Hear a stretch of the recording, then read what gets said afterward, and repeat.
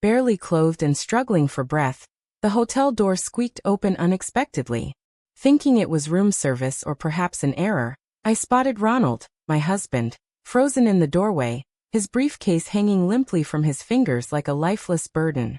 Yet his gaze wasn't directed at me but at the man beside our bed, fastening his shirt, none other than Mr. Roberts, his boss. Paralyzed, I couldn't move, couldn't speak.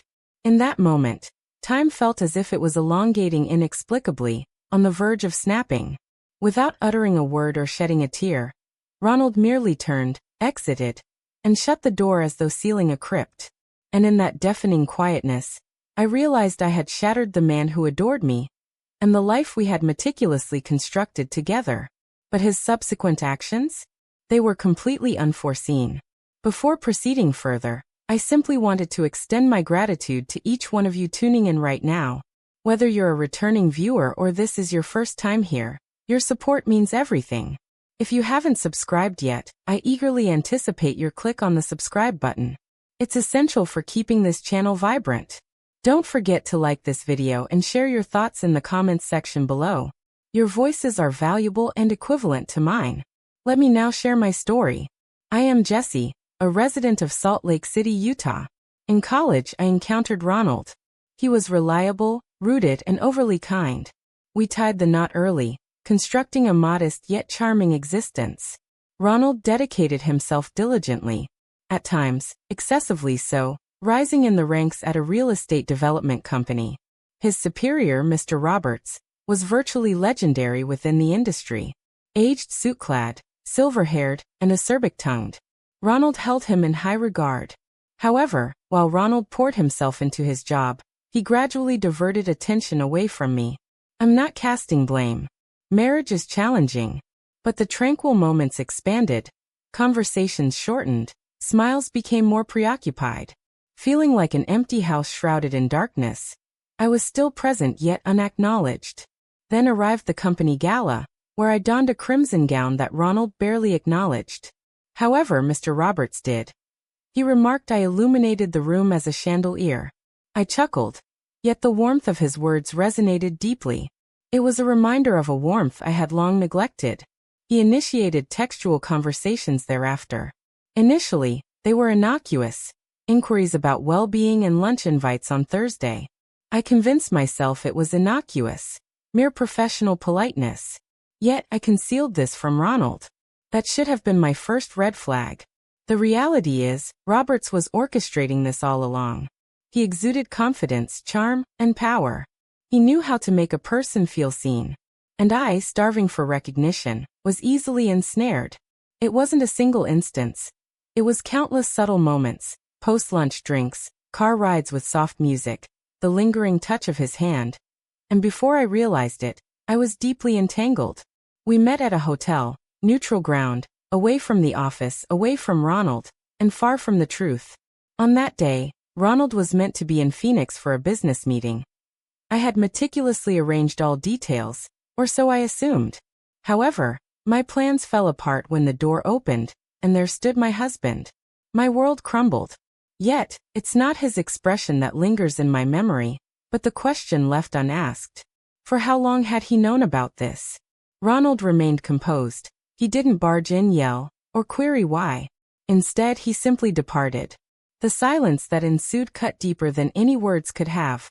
Robert nonchalantly buttoned his shirt, as if we had merely finished a business meeting in that hotel room. The atmosphere was heavy with dread, but all Robert said was, "He'll get over it." It was then that I understood something I should have realized from the start. Robert had nothing to lose. But I did. And I felt like I had just lost everything. Upon returning home that night, the house was eerily quiet. Ronald's keys sat on the table, his shoes were missing, and so was his wedding ring. For 3 days, there was no sign of him. No calls, no messages, nothing. I left numerous voicemails, sobbing, apologizing, pleading. I wanted to explain, even though I didn't deserve the chance. However, the reality is, no explanation could make amends for what I had done. I hadn't merely breached my husband's trust. I had violated his dignity, his career, his sense of security. On the 4th day, he returned. He wasn't my Ronald anymore. His face was harsh, his eyes weary, and he moved as if burdened by unseen shackles. "I just want to know why," he said, his voice low and hollow. "Why him?" I tried to speak, but words failed me. What was I supposed to say? That I felt overlooked? That I missed the man who used to hold me without constantly checking his phone? That his superior made me feel significant? I cracked. I admitted everything. How it began, why I allowed it, and how it escalated. But I could see in him something that was already shattered beyond repair. "You asked him about his knowledge," he replied. "Your name appeared on the hotel reservation. This time, you neglected to conceal it on our shared credit card." I felt nauseated, unaware of this fact. Perhaps unconsciously, I had wished to be discovered. Over the ensuing weeks, our conversations dwindled. I ceased seeing Roberts, but the harm was already inflicted. The gap between Ronald and me expanded daily. Then one morning, Ronald returned home with a box. He had cleared out his office. He had been demoted without prior notice or reason. Roberts had transferred him to a low-ranking position in another part of the city. No more meetings, no clients, no prospects. It was then I realized. This wasn't merely about love or infidelity, it was about power. Roberts exploited me, and he now used my husband's suffering to assert his authority. And unfortunately, I was the one who ignited the spark that consumed everything. After weeks of sleeping in the guest room, Ronald addressed me one night without raising his voice or leveling accusations. Standing in the kitchen doorway, his arms folded across his chest, he declared, "I've known for weeks, biding my time to see if you would confess the truth." My legs gave way, causing me to slip down against the cabinet and sit on the chilly tile floor, shivering. "You knew?" He nodded in confirmation. "I noticed the messages, I saw how often you checked your phone, and the smiles that flashed across your face as if I wasn't even present." Unbeknownst to me, he had been aware of it all. The entire business trip to Phoenix? A deception, for he hadn't left the state at all. His sole intention was to catch me in my falsehoods, to validate his suspicions. "You could have challenged me," I murmured. "But what difference would that have made?" He responded calmly, "You had already made your choice." That night, he presented me with a folder containing divorce papers. No fury, no resentment, merely a quiet resignation that hinted at the end of his attempts to grasp why I had reduced our life to ashes. Yet I remained unwilling to sign them. Not immediately. For a week, I wandered our home as if it belonged to someone else, running my fingers over picture frames, dishes, and the bed we had once shared. A truth hit me that no affair could have prepared me for.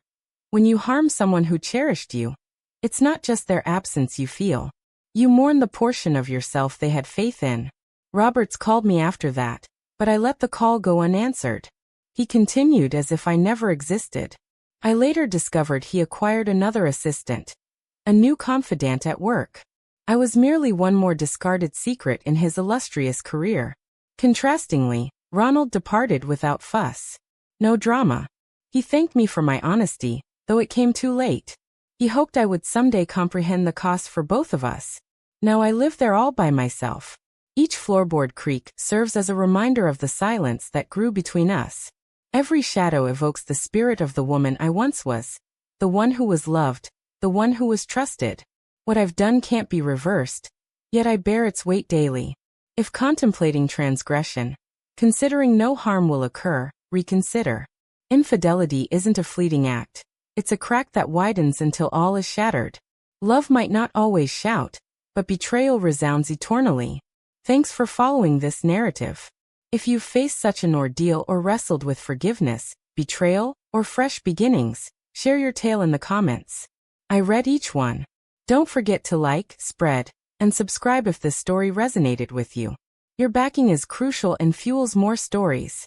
Until we meet again, remain truthful, stay resilient, stay compassionate.